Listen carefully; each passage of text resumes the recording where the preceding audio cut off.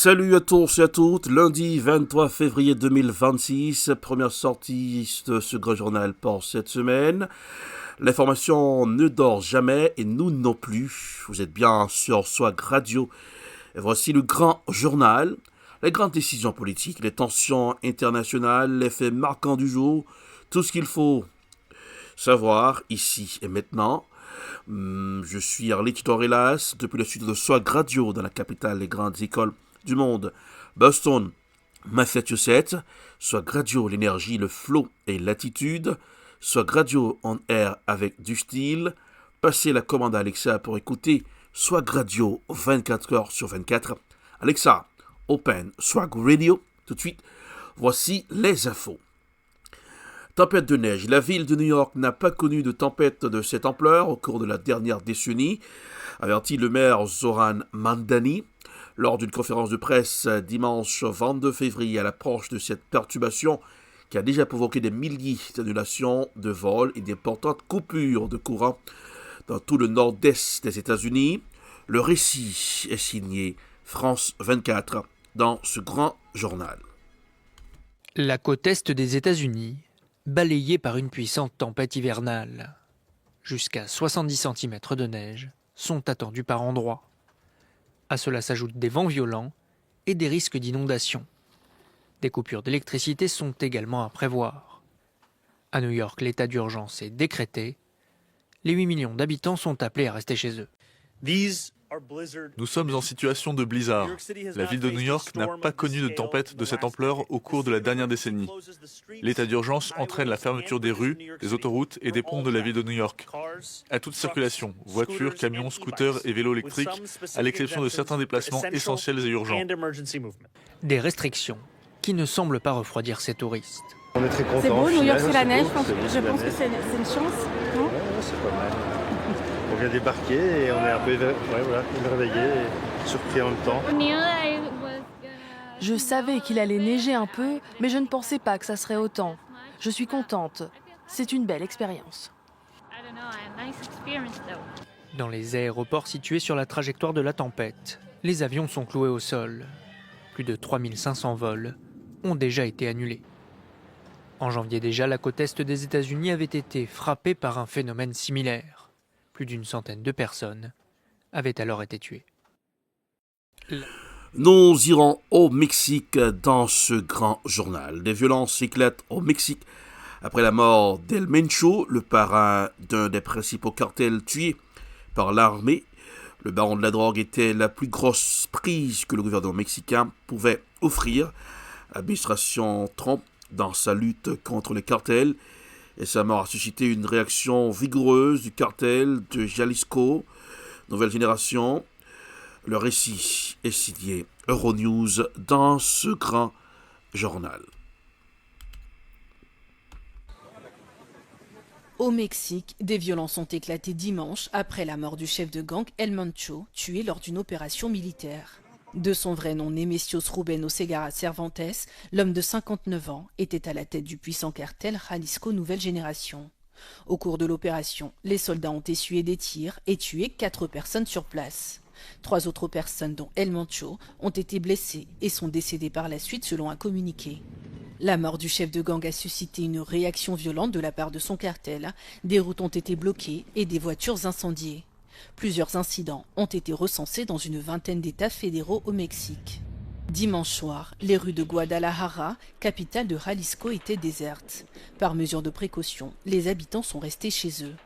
Ce lundi, les écoles sont restées fermées dans plusieurs États. El Mencho était l'un des barons de la drogue les plus recherchés par le Mexique et les États-Unis. Les Américains offraient jusqu'à 15 millions de dollars pour toute information permettant son arrestation.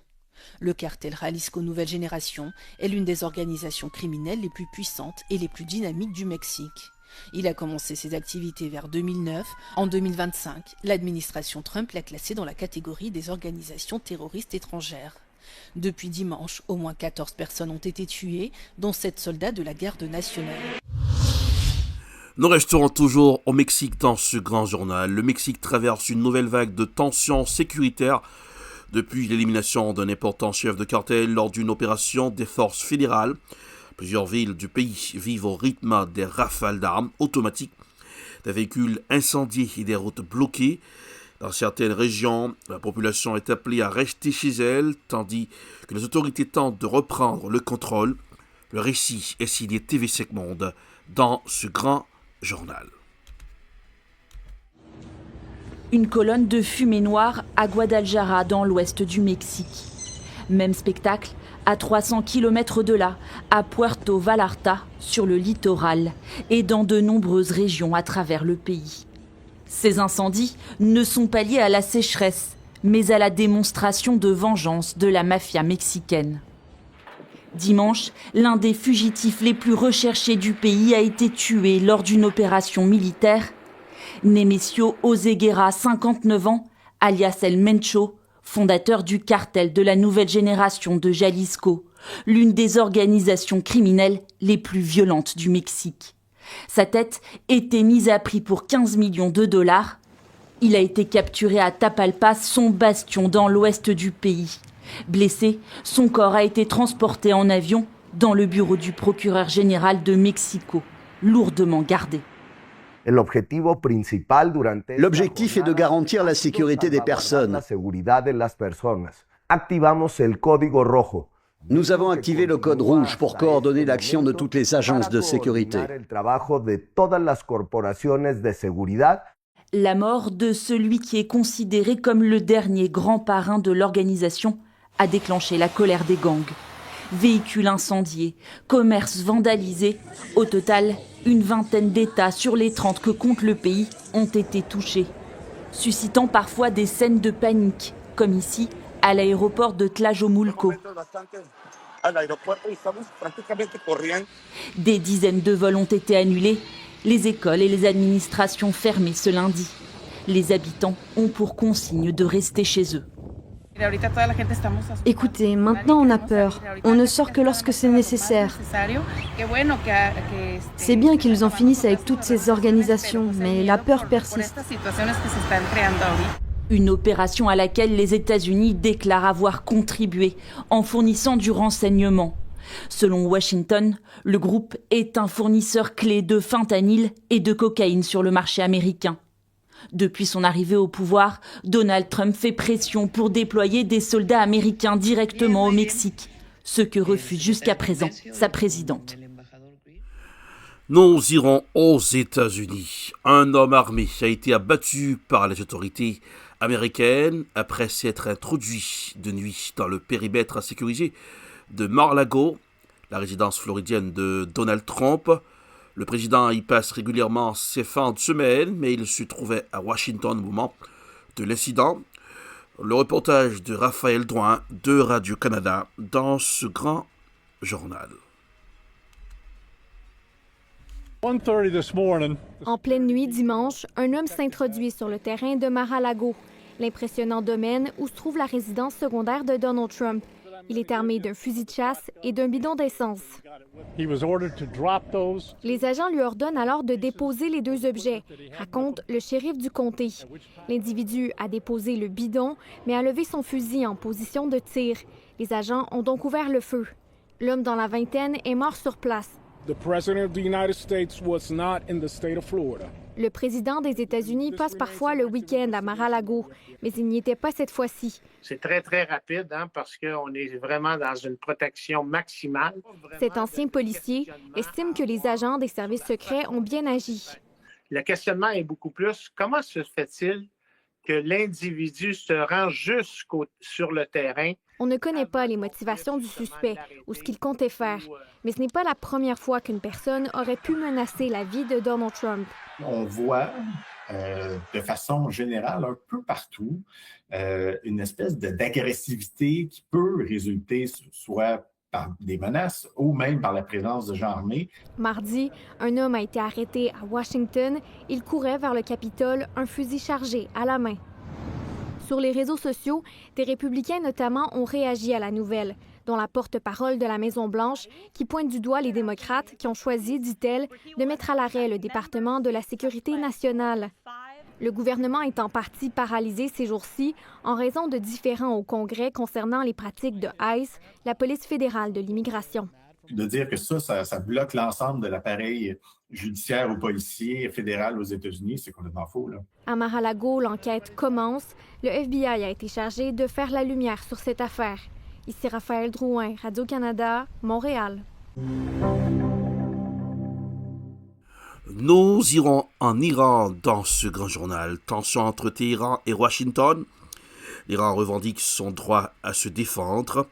Dans un contexte de tensions diplomatiques et militaires croissantes entre l'Iran et les États-Unis, Téhéran a réaffirmé avec force son droit à se défendre face à toute attaque potentielle de Washington. Cette montée de tension survient alors que les deux pays s'apprêtent à reprendre des négociations nucléaires indirectes à Genève, sous l'égide d'un médiateur omanais, sans qu'un accord décisif ne soit encore en vue. Le récit est signé France 24 dans ce grand journal. On prend les mêmes et on recommence. Négociateurs iraniens et américains se retrouveront à Genève jeudi prochain pour une nouvelle session de discussion. Selon le chef de la diplomatie iranienne, il y a de bonnes chances pour la République islamique de parvenir à un accord avec les États-Unis. Mais face au renforcement des forces navales américaines dans la région, le pays n'entend pas se laisser faire. Si les États-Unis nous attaquent, alors nous avons pleinement le droit de nous défendre. Si les États-Unis nous attaquent, c'est un acte d'agression. Ce que nous ferons en réponse relèvera de la légitime défense et ce sera justifié et légitime. Mais pour Donald Trump, le temps presse. Ce jeudi, le président américain s'est donné un délai de 15 jours pour prendre une décision. Il a d'ailleurs fait part d'une certaine frustration à ses proches. Il s'étonne de savoir pourquoi ils n'ont pas, je ne veux pas employer le mot capituler, mais pourquoi ils n'ont pas capitulé. Pourquoi sous cette pression, avec la puissance maritime et navale déployée là-bas, ne sont-ils pas venus nous dire « Nous affirmons ne pas vouloir l'arme nucléaire. Voici ce que nous sommes prêts à faire. » Et pourtant, c'est difficile de les amener jusque-là. Les pays occidentaux soupçonnent la République islamique de chercher à se doter de l'arme nucléaire, ce que Téhéran dément. Selon l'Agence internationale de l'énergie atomique, l'Iran est le seul pays non doté de l'arme nucléaire à enrichir de l'uranium à un niveau proche du seuil de 90% nécessaire pour une bombe.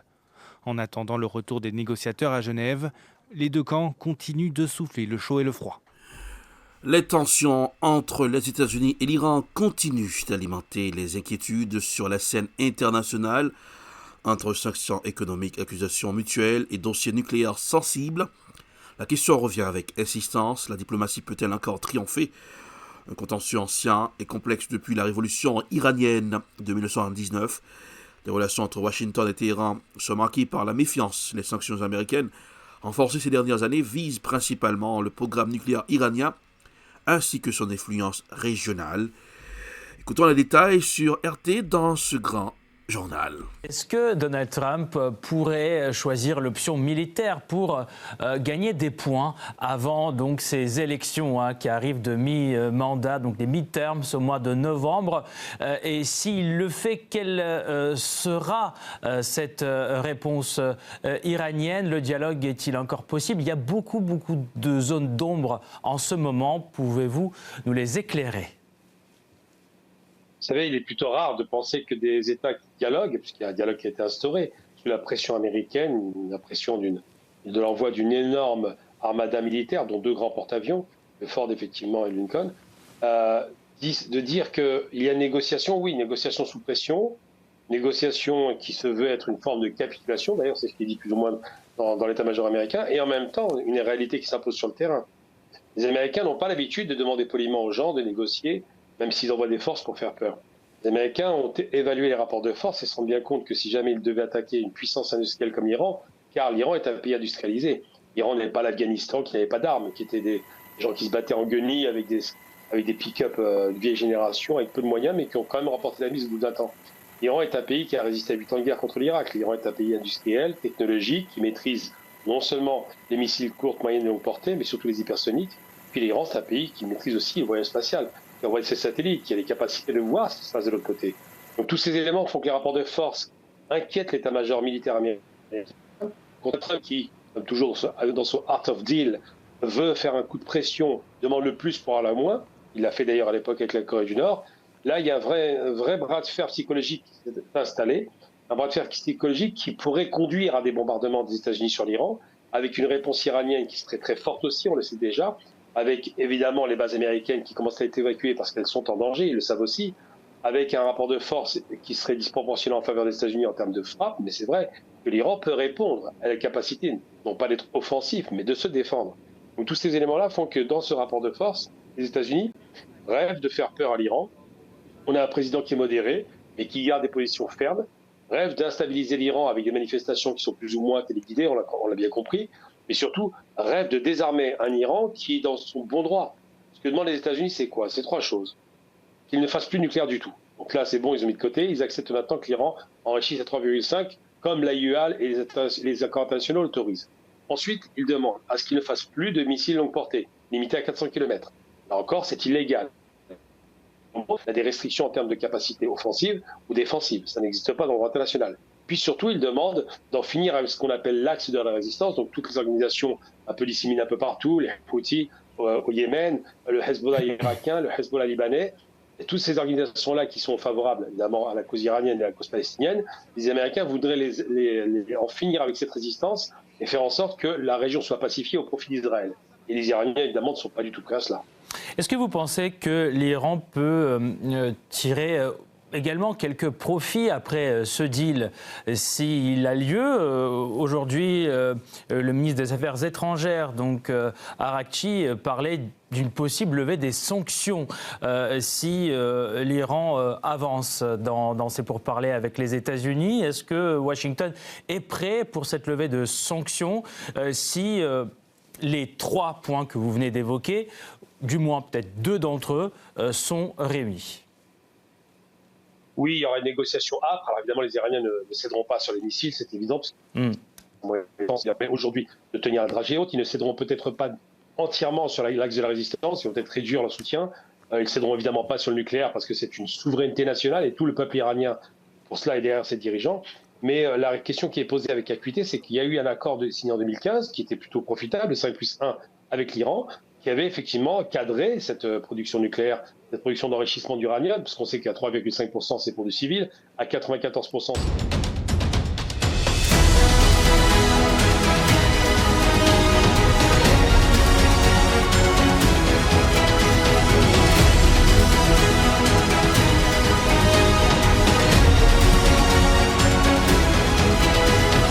Vous suivez le grand journal sur Swag Radio avec Arlette Torelas depuis le sud de Swag, dans la capitale des grandes écoles du monde. Swag Radio on air avec du style. Alexa Open Swag Radio. Écoutez Swag Radio 24h/24. Swag Radio, l'énergie, le flow et l'attitude. Pour les infos sans cassure, sans bavure, P-News, info à la vitesse de la lumière. P-News sur WhatsApp et sur Facebook. Pour bien manger, allez à Borders Café Créole au 299 Main Street, Everett. Chiffrez le 617 214 14 25. La cuisine haïtienne est sans limite à Borders Café Créole. En Haïti, à Pétionville, Haïti, un climat de forte tension a régné à l'hôtel Kinam, où des discussions stratégiques se sont tenues en vue de permettre au Premier ministre de poursuivre le reste de la période de transition. Selon plusieurs sources concordantes, des négociations intenses ont eu lieu en coulisses afin de consolider un accord politique entre différents acteurs influents. Écoutons un extrait dans ce grand journal.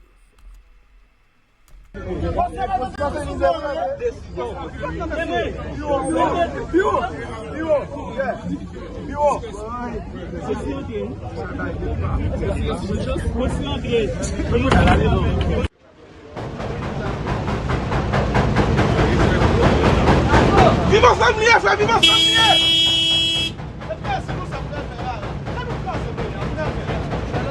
Viva ça, viva ça qui va, viva ça qui va! On va casser bien. Ah ouais, même si on vient là, on vient de malade. Là, il paraît là, là, il vous a servi de l'homme qui voit le gars tout mal passé. Parce que le cas, tout le monde a connu ce pas de raison. Si c'est même comme ça, même c'est vivant comme qui mettait. C'est avec vivant comme la coopérer lui-même. Parce que c'est vivant comme qui mettait. Ouais, bon, ça va gagner des balles ensemble. L'autre, ça, si c'est même comme ça, c'est vivant comme qui balle. Et il y a Caleb Jean-Baptiste, comme avocat vérité l'homme, William Joseph, tout chef de et eux qui l'a seulement fait. Pas de programme peuple ni tête ensemble pour changement du pays, ça là. A fait pas homme, Abdou, suite pour le débloquer, nous pour le débloquer, tous ces joies, tous ces lèvres, je vous là. Je l'avais comme ça. À vous autres. D'après où William Joseph parle comme ça, en belle gosse. Vivons ça, oui, les frères. Rapide, les entre frères. Regardez. Regardez Nectar là qui est parti politique. Est-ce que ok, qui doit continuer par rapport avec question insécurité pour résoudre, ok, et ces deux grands points ça aussi, et sécurité, élection, ok, et c'est une raison qui fait que nous-mêmes au niveau de voix des indépendants patriotes, Nous irons à Jacmel, l'émission animée par l'ancien sénateur c'est plutôt Edozeni. Joël Caroli aurait répondu sur propos de l'influenceur, de lanceur d'alerte John Colin Morvan, en rejetant catégoriquement toute implication dans les activités illicites. Il aurait qualifié ces accusations d'infondées, motivées par des intérêts politiques ou personnels.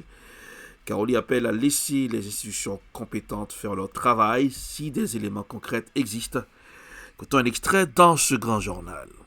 Bordeaux douane qui est intéressé parce que c'est dit pour monter mon yo. C'est dit pour monter mon yo. Pour votre gouverne, sénateur, Mabjouli, un peu de mots. C'est encore triste. L'autre on me dit que Joël privatisé. Non, il faut lui pour privatiser au port. Mais même je dis à tout le monde, depuis pas de compétition, pas de business. Au grand port là qui est libre, pas de monde qui veut prendre chance de venir Jacmel avec bateau. Parce que Jacmel, ce port qui est vraiment fragile. Je risque bateau là, c'est parce que bon, moi je prends un risque. Dès que je me dis tout le monde, je fais tout nu. Je fais mieux. Bat gagner sous moi. Risque, moi je prends risque. Même prends risque légal.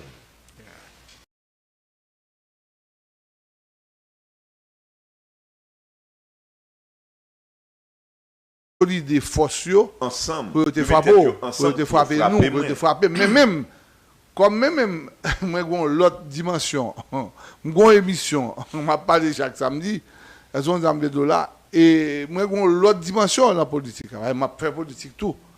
Donc ou même les commerçants est plus facile. Nous sommes entrepreneurs. Ou sont commerçants, entrepreneurs.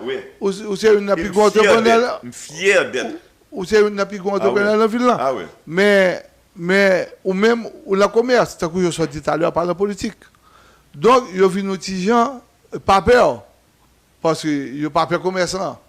Parce que quand pensé qu'on va boire des bonnes dans nous, ou pas ceci, ou pas cela. Aux dames de dollars avait dit que si attaque net, elles ont dames de dollars. Donc, c'est ça. Bon, allons quitter ça pour Mounio. Non, parce que l'ITRE suisse. Ça est important. Ça est extrêmement important. C'est naturellement. Ça parle sous lui. Moi, je voulais que nous rectifions. Monsieur, nous charger jeunes là, nous charger politiciens là. Il faut qu'Atel ça a changé. Nous tous bouquets.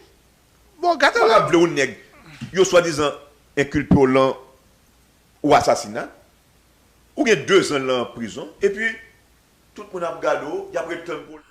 Nous irons à Port-au-Prince. Maître Arnel Rémy salue l'action policière. Réagissant à cette intervention, Maître Arnel Rémy a publiquement félicité la police pour ce qu'il qualifie de coup dur porté contre les réseaux criminels. Selon lui, cette action envoie un signal fort aux bandits qui terrorisent les citoyens.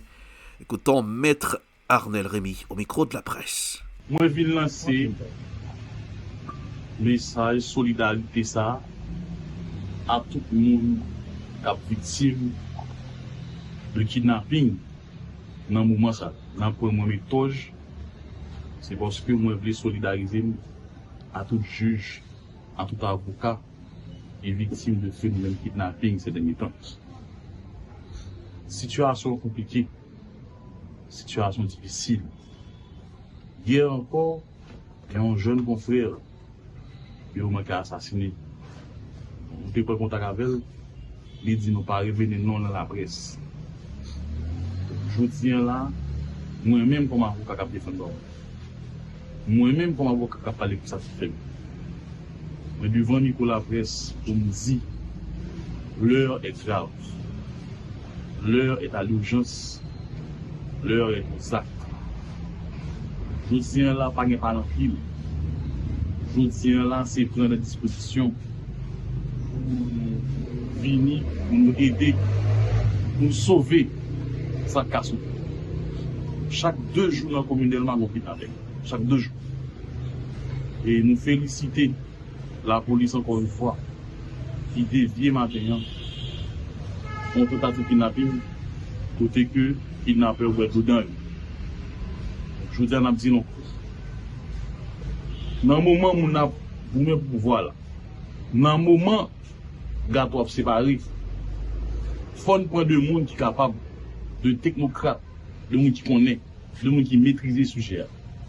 Le monde qui va le ministre de la Justice, là, c'est pour un monde qui seulement a maîtrisé la sécurité. Parce que si vous voulez combattre la sécurité, il faut que le système judiciaire au travail. Si vous voulez combattre la criminalité, il faut que le tribunal travaille. Il faut qu'assise faite. Il faut que les prisonniers soient jugés. Il faut que nous soyons capables devant le juge. Il faut que les juges soient capables de monde. Et je tiens là. Direction la République démocratique du Congo. L'armée accuse les rebelles de l'AFC M23 de rompre la trêve dans l'Est. Les combats ont repris avec intensité dans l'Est de la République démocratique du Congo malgré un cessez-le-feu en vigueur.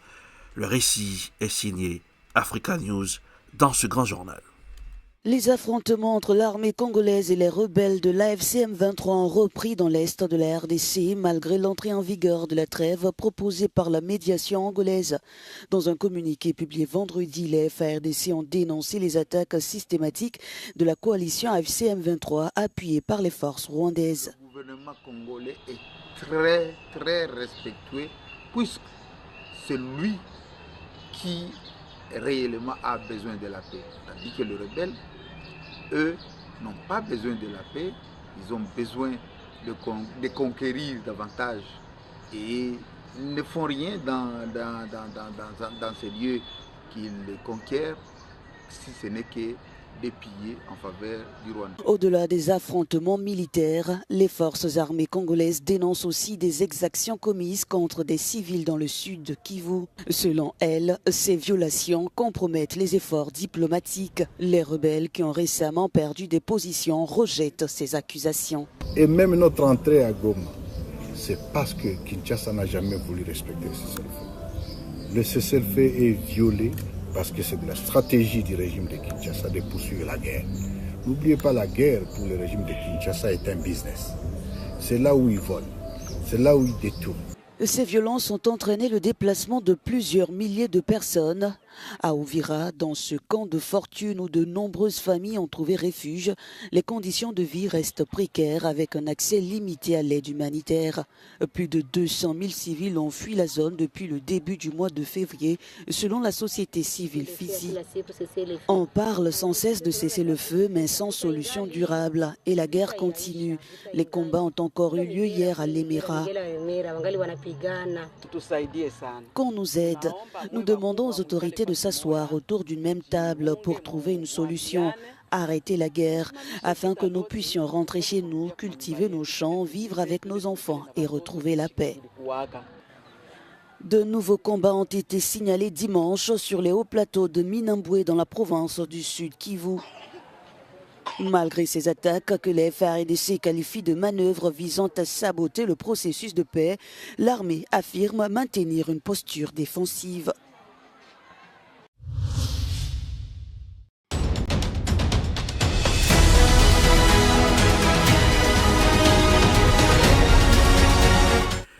C'est la fin de ce grand journal pour ce lundi 23 février 2026. Et météo pour ce lundi, nous sommes sous la neige, température maximale environ 31 degrés Fahrenheit, ressenti moins 1 degré Fahrenheit, température minimale 22 degrés Fahrenheit. Neige forte à continu, conditions de blizzard possible avec forte rafale de vent. Vent très fort, rafales pouvant atteindre 60 ou 95 km par heure, j'ai préférence. Sensations thermiques beaucoup plus froides. Accumulation de neige abondante durant la journée, déplacements difficiles. Blizzard warning, alerte de blizzard en vigueur jusqu'à mardi matin, jusqu'à mardi tôt dans la matinée, avec visibilité réduite et conditions dangereuses pour les déplacements pour ce lundi. Restez chaud pour présenter le grand journal RLH d'Orléans depuis le studio de Swag Radio dans la capitale des grandes écoles du monde. Alexa Open Swag, vous devez écouter Swag Radio 24h sur 24, Swag Radio on air avec du style. Swag Radio.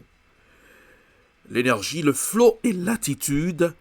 Alexa Open Swag Radio, c'est pour vous. Et vous passez le message à vos camarades. Pour rester bien informé, P-News, info sans cassure, sans bavure. Laissez-moi la vitesse de la lumière, c'est P-News. Hey, pour bien manger, c'est à Brothers Café Créole, en 299 Main Street, Everett. La cuisine haïtienne est sans limite à Brothers Café Créole. Allez, des plats délicieux. Joyeux lundi, joyeuse semaine. Restez chaud et n'oubliez pas de garder le sourire, car le sourire, ça rajeunit le visage. Au revoir, à demain.